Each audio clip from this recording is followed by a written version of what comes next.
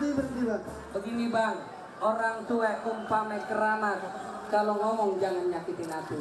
Pak Presiden datang dengan segala hormat, mau diterima dengan senang hati. Waduh. Inilah sebagian pantun yang dibacakan saat kedatangan Presiden Joko Widodo dan Ibu Negara Iriana beserta rombongan ke kawasan Setu, Babakan, Jakarta Selatan. Presiden Joko Widodo memang disambut dengan tradisi palang pintu yang biasa digunakan masyarakat Betawi saat menyambut calon mempelai pada acara pernikahan. Mari makan. Ini punya presiden yang nggak diakui. Ngaku-ngaku. Atraksi pencaksilat yang dimainkan dua anak berusia sekolah dasar juga sempat mengundang senyum Presiden Joko Widodo dan Ibu Negara Iriana.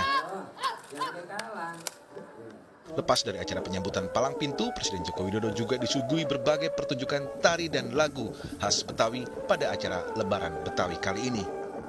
Presiden berharap kegiatan Lebaran Betawi bisa digelar setiap tahunnya secara rutin. Menurutnya penting untuk melestarikan budaya tradisional saat ini. Juga tariannya, tapi juga tadi kita lihat di rumah-rumah ada makanan-makanan bir plecok dan lain-lainnya. Ini saya kira merawat dan menjaga kearifan lokal, budaya itu sangat penting sekali karena intervensi peradaban barat, peradaban dari negara lain itu sangat mendesak kita. Ya. Berbeda dengan tahun sebelumnya yang biasa digelar di kawasan Lapangan Banteng, Jakarta Pusat, perayaan Lebaran Betawi tahun ini sengaja digelar oleh Pemprov DKI Jakarta di kawasan Setu, Babakan agar perkampungan budaya Betawi ini bisa lebih dikenal masyarakat.